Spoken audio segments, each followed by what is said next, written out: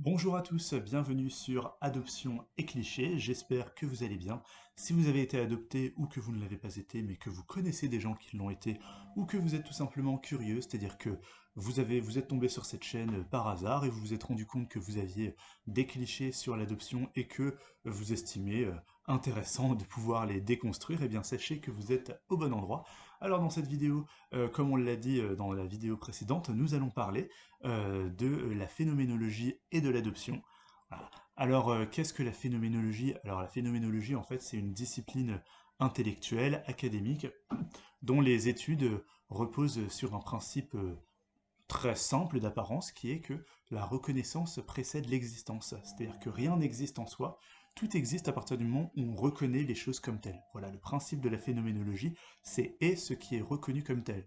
Alors, c'est pas une discipline qui tout à fait étudie la question de l'être, ça c'est l'ontologie. C'est pas non plus une discipline qui étudie la question de l'étant, ça c'est davantage le travail de l'ontique. Non, la phénoménologie, son travail c'est davantage d'étudier la question de l'essence. Voilà, le fondateur de cette discipline, Edmund Husserl, alors c'est pas lui qui l'a inventé, mais disons que c'est lui qui en a fait une discipline académique, et plus précisément une méthode, dans Idées directrices pour une phénoménologie, dans lequel il explique au début qu'il voulait présenter cette science comme la science de l'essence.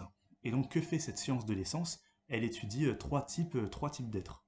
L'être en soi, l'être pour soi, et l'être pour autrui. Alors l'être en soi, c'est plus communément l'essence, c'est l'essence, voilà, c'est ce qui est, c'est ce pourquoi une chose a été conçue. Alors on utilise davantage ce type d'être pour étudier voilà, les objets, c'est-à-dire que par exemple, je sais pas, Sartre il prenait l'exemple du stylo, c'est-à-dire que dans l'être et le néant, c'est-à-dire que le stylo, bah, il a un être en soi parce que il a une finalité qui est bien précise, qui est celle d'écrire, et il est pour cette raison précise. Voilà, c'est pour écrire que le stylo est. Après, il y a l'être pour soi, donc ça c'est plus l'essence de l'humain, c'est-à-dire qu'on décide en fait que l'humain n'a pas de finalité précise, c'est-à-dire que c'est lui qui se crée sa propre finalité. Donc voilà, c'est l'essence qu'on se choisit. Et vous avez ensuite, très intéressant, l'être pour autrui. Alors l'être pour autrui, qu'est-ce que c'est? Eh bien c'est ce que nous sommes dans le regard de l'autre, c'est je suis parce que je suis reconnu par les autres, comme tel. Donc ça c'est davantage ce qui pourrait nous intéresser, parce que, notamment concernant l'adoption, parce que c'est la question en fait du regard de l'autre, tout simplement. Et la phénoménologie, la grande force de la phénoménologie, ça a été justement d'étudier ça. Alors, je vais pas faire un cours d'histoire, hein, parce que c'est extrêmement compliqué et extrêmement long, mais il y a par exemple la phénoménologie, il y en a plusieurs, il y a la phénoménologie hegelienne par exemple. Donc Hegel, lui, pour faire court, il expliquait en fait que l'humain, il était habité par deux choses, et la première, c'est en tant qu'individu, en fait, il est caractérisé par une conflictualité entre l'en-soi et le pour-soi. C'est-à-dire que je suis, mais j'ai envie d'être. Et ensuite, pour se définir, justement, il va entrer en conflictualité entre ce que je suis, la nature, et ce que je désire être. Et il va être en conflictualité jusqu'à ce qu'il arrive à harmoniser ces deux types d'êtres et que ça puisse s'aligner. Et la deuxième chose, c'est par rapport à l'autre. C'est-à-dire que ce qu'il disait dans Phénoménologie de l'esprit, c'est que l'autre nous désigne. Voilà. L'autre, donc là c'est la désignation de nous-mêmes par l'autre. Ensuite, nous, parce qu'on a envie d'être libre, eh bien, on va se construire par opposition à la désignation de l'autre, et à la fin, comme on aura envie d'être totalement libre et de ne plus être dépendant de la désignation de l'autre, eh bien, on va s'auto-désigner. Voilà, c'est l'autre nous désigne, on s'oppose à la désignation de l'autre, et ensuite, autodésignation. Sartre, par exemple, dans L'être et le néant, il expliquait que l'humain, il se construisait de deux façons. La première, c'est par la négation de l'en-soi. C'est-à-dire que, bah, par exemple, le stylo, bah tiens, le stylo, il a un en-soi, et bien, il est parce que je le reconnais comme un stylo. Voilà, et donc si je le reconnais comme un stylo, ça veut dire que moi-même, je suis un non-stylo, c'est-à-dire que je ne suis pas un stylo. Voilà, donc je me construis par négation par rapport au stylo. Sauf que si je ne suis pas un stylo, alors qui suis-je? Eh bien, je suis un non-stylo. Sauf que qu'est-ce qui fait que je ne suis... Sauf que pour savoir qui je suis, pardon, il faut savoir ce que je suis en tant que non-stylo. Qu'est-ce qui fait que je ne suis pas un stylo? Eh bien, c'est que moi, par exemple, j'ai une finalité que je peux me créer par rapport au stylo, qui est une finalité qui est déjà déterminée. Et on se construit également par négation par rapport au pour autrui. Voilà, lui parlait de pour autrui.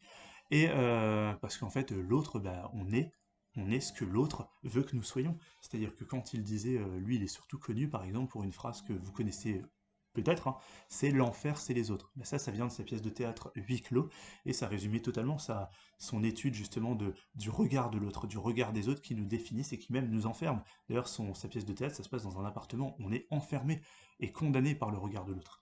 Et il disait justement que le regard de l'autre, bon, il n'était pas forcément négatif. C'est-à-dire que le regard de l'autre, il peut nous apprendre quelque chose sur qui nous sommes. Par exemple, si moi je fais des vannes pas drôles, voilà, et bien autour, voilà, devant plein de gens, ben, les gens vont se regarder comme ça. Voilà. Et là, ce regard de l'autre, eh bien, ça va me donner une information, à savoir que ben, je ne suis pas drôle. Voilà. Voilà, ça peut donner des informations. Après, il peut aussi être faux, le regard de l'autre. Et là, on revient justement aux clichés, aux idées reçues, aux stéréotypes, aux préjugés, aux a priori. C'est-à-dire que l'autre, il peut justement nous regarder en fonction des préjugés qu'il a nous concernant. Par exemple, si on regarde par exemple un arabe en disant bah tiens c'est un arabe donc je le reconnais comme étant forcément une racaille. Eh bien, lui, forcément, si on fait ça depuis qu'il est enfant, bah, il va l'intérioriser, etc., etc.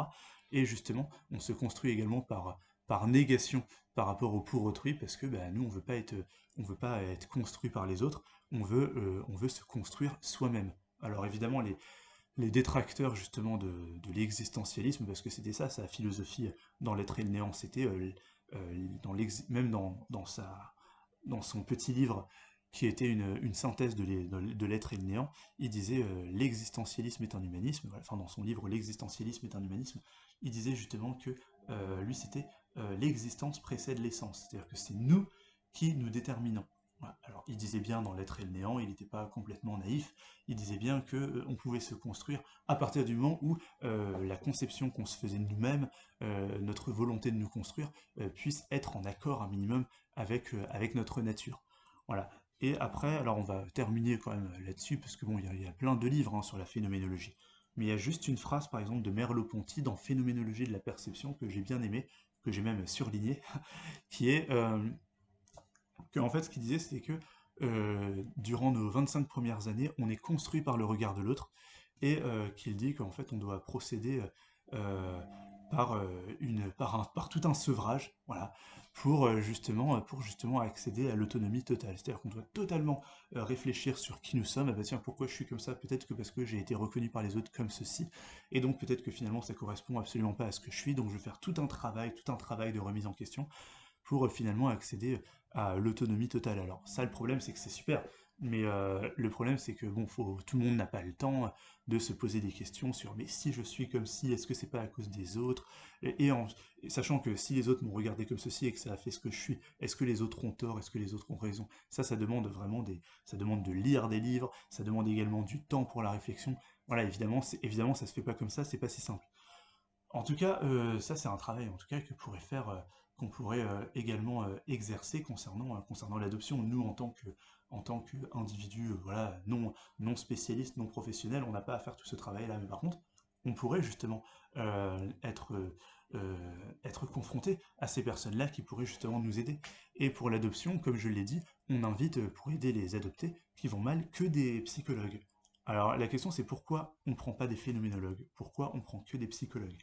Alors moi j'ai une raison très simple, c'est une raison qui est davantage économique, on va dire, c'est-à-dire que la psychologie ça touche davantage le grand public que la phénoménologie. Donc quand on est à la télévision, bah, on veut toucher le plus de monde, voilà, pour l'audience, pour l'argent, donc on prend des psychologues. Voilà, et ça, il y a deux raisons. La première, c'est que les psychologues, en fait, pour analyser leurs patients, comme les psychiatres, hein, se basent sur des concepts et des notions qui ont été trouvés par la psychanalyse. Alors la psychanalyse maintenant, contrairement à la phénoménologie, c'est que c'est complètement démocratisé.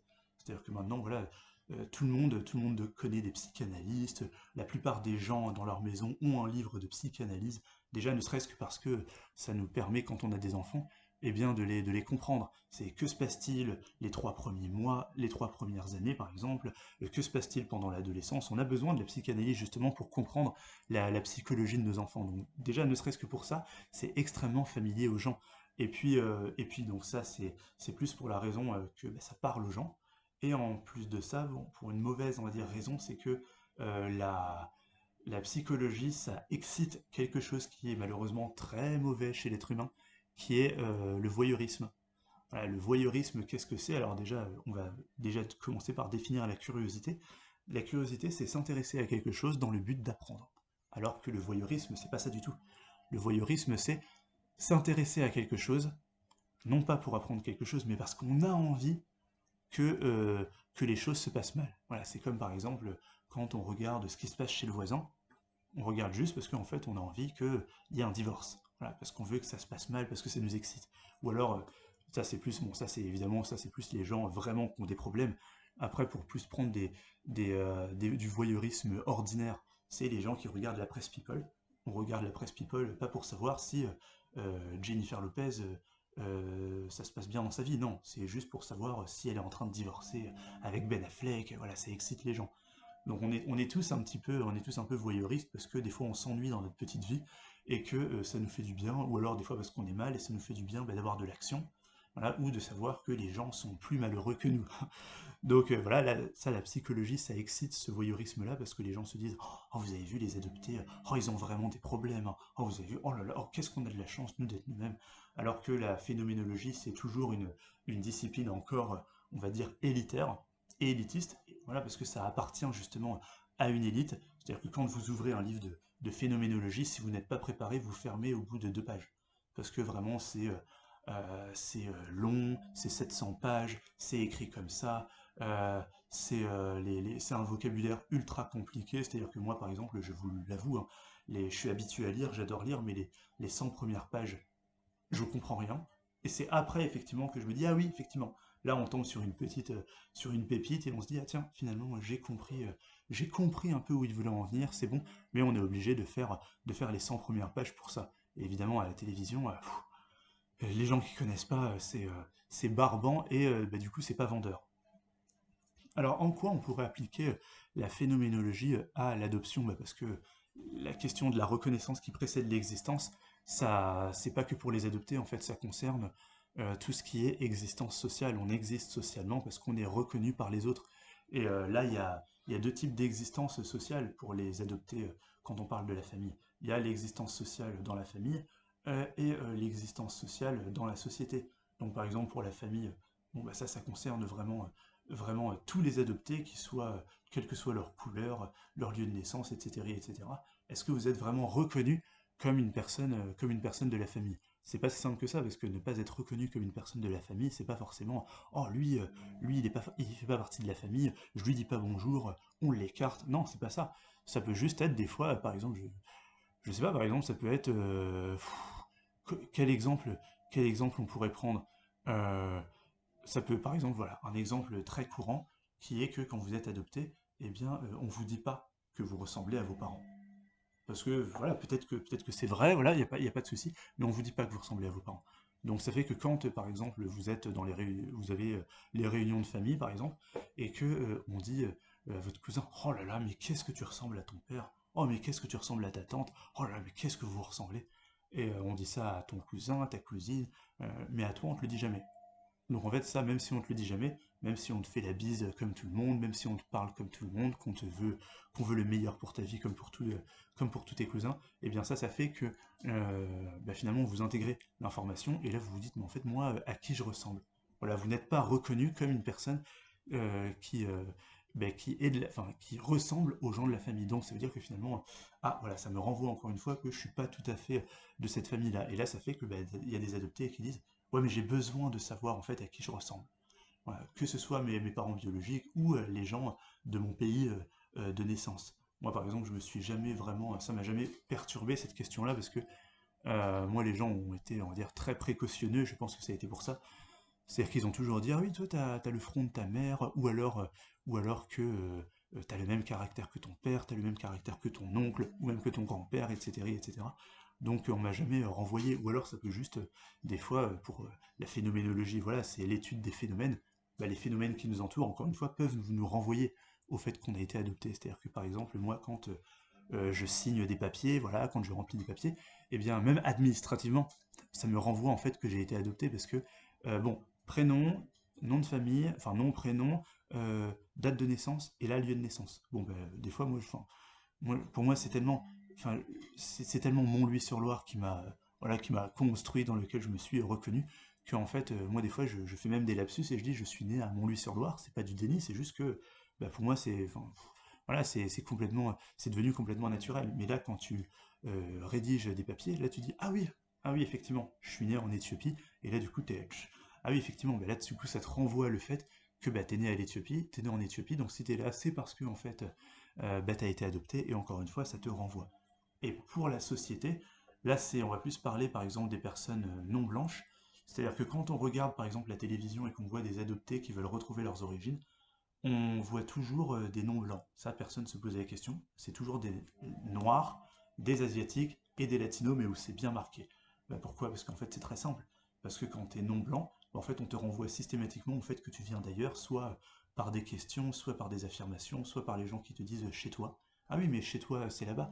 Alors que quand tu es blanc, bah, c'est on te, à la limite, on est obligé de regarder ta carte d'identité pour savoir qu'en fait, t'es né au Canada, que t'es né en Roumanie. Il faut savoir qu'il y a plein d'adoptés blancs qui sont nés en Europe de l'Est. Et eux, évidemment, on leur pose beaucoup moins de questions sur leurs origines parce que ça se voit beaucoup moins sur leur tronche. Et donc ça, c'est encore plus flagrant. Ça, c'est flagrant en France, mais c'est encore plus flagrant à l'étranger, où les gens ben, ont une idée du français ben, qui est totalement blanc. Donc ça fait que si toi, t'es noir et que ben, tu vas, je sais pas, en Corée du Sud, t'as beau t'appeler Jean-Michel Charon, et ben il y a un moment donné où tu seras pas forcément reconnu comme français. Alors que pourtant, culturellement, tu l'es vraiment, enfin ton identité, elle l'est, ta nouvelle généalogie, elle l'est, tu l'es totalement, y a pas de doute. Mais là, ça fait que bah, les adoptés, bah, ils préféreront effectivement beaucoup plus aller voir leur pays de naissance, en prétextant évidemment que c'est parce qu'on a besoin de savoir d'où l'on vient et tout ça, mais non, c'est pas pour ça. Enfin, moi, je pense que c'est parce que euh, l'humain, il est beaucoup plus attaché, je pense, à l'authenticité qu'à la vérité. Voilà. C'est-à-dire que il préférera beaucoup plus être perçu comme un vrai, par exemple, Cambodgien s'il est né au Cambodge, alors que pourtant bah, il est vraiment français, il a rien de cambodgien, que comme un faux français, même s'il est vraiment français. Parce que là, voilà, il y a toujours, bon, bah, de toute façon, si je suis pas considéré comme un vrai français parce que bah, j'ai pas la bonne tête, que ce soit à l'étranger et encore, que ce soit en France et encore plus à l'étranger, bah ça sert à rien, c'est ridicule, ça ressemble à quoi? Moi, une fois, j'ai vu des adoptés hein, me dire, mais de toute façon, qu'on le veuille ou non, regarde notre tête. On n'a rien de français, donc de toute façon, on sera jamais reconnu comme des Français. Et même si on l'est, les autres, ils nous traiteront pas comme tels. Voilà, c'est encore une fois le regard de l'autre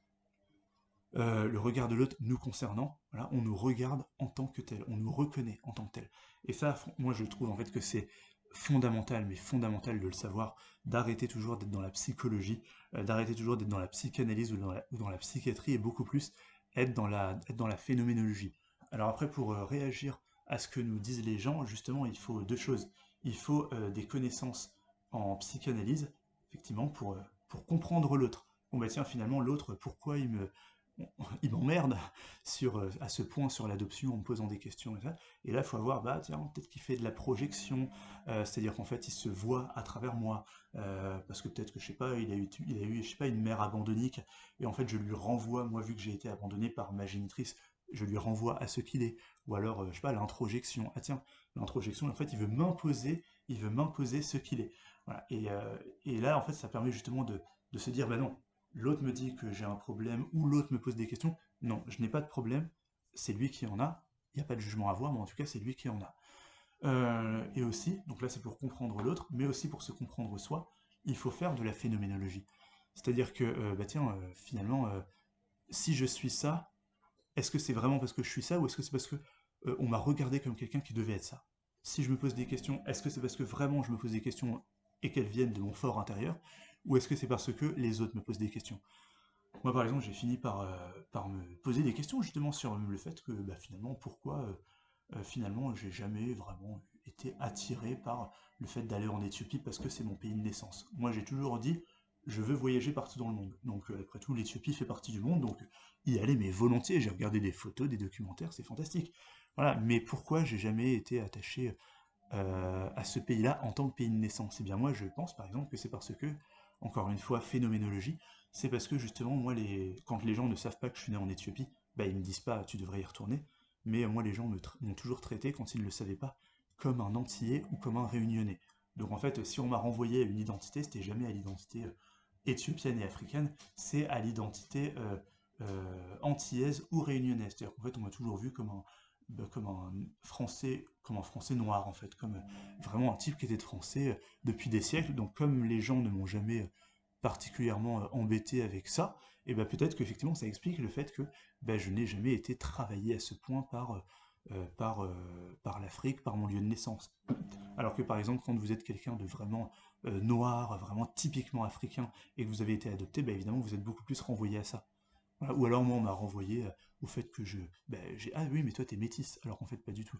Mais voilà, on m'a renvoyé forcément à une partie de la France. Ce qui fait que ça a été beaucoup plus facile pour moi de m'ancrer. Alors que voilà, quand vous êtes asiatique de visage, bah, il y a un moment donné où vous avez beau être totalement français, de nom de famille, de prénom et de culture, ben on vous renverra toujours à ça. C'est comme une fois j'ai entendu c'était une journaliste française, voilà, qui était née en Inde. Je crois, son prénom c'était Pascal, je sais plus qui c'est, elle était dans Ça commence aujourd'hui, et on lui a posé des questions, on lui a dit mais vous ça vous a traversé ou pas la question des origines? Et elle a dit bah en même temps je pouvais pas ne pas me poser les questions parce que c'est marqué sur mon visage. Et ça je trouve en fait que c'est extrêmement nécessaire de penser la question de l'adoption de ce point de vue-là. Voilà, ce serait déjà beaucoup moins voyeuriste, on se porterait beaucoup plus sur une analyse intellectuelle et une analyse complexe, et ça permettrait justement aux gens de comprendre que on peut être différent déjà et ne pas forcément avoir de problème psychiatrique. Ça, c'est ce que disait Thomas Szasz dans La loi, la liberté et la psychiatrie. Justement, il était psychiatre, hein, mais il disait bon, c'est pas parce qu'on est différent, qu'on a des comportements asociaux, bizarres, entre guillemets, qu'on a forcément un problème psychiatrique, mais qu'on peut aussi analyser ça de façon phénoménologique. Et pour ça, malheureusement, je pense qu'il faudrait quand même euh, vulgariser cette discipline comme on a vulgarisé comme on a vulgarisé la psychanalyse. Mais ça, c'est pas moi qui vais le faire parce que moi, je ne fais que lire des livres et je suis pas, voilà, c'est pas mon rôle, je suis pas universitaire. Mais en tout cas, vous pouvez lire des livres de phénoménologie si vous êtes de grands lecteurs et parce que je peux vous assurer que ça peut aider à vivre. Voilà, on en a terminé avec cette vidéo. Je vous remercie infiniment de l'avoir visionnée et on se revoit bientôt, voilà, pour une nouvelle vidéo. Et alors, je sais pas sur quoi ça va porter, mais en tout cas, c'est sûr que j'en ferai une. En tout cas, merci infiniment. Si vous avez trouvé ça intéressant, eh bien, partagez-la, mettez un commentaire sympa, cliquez sur j'aime, et en tout cas, on se reverra à plus tard. Bisous, bisous, salut.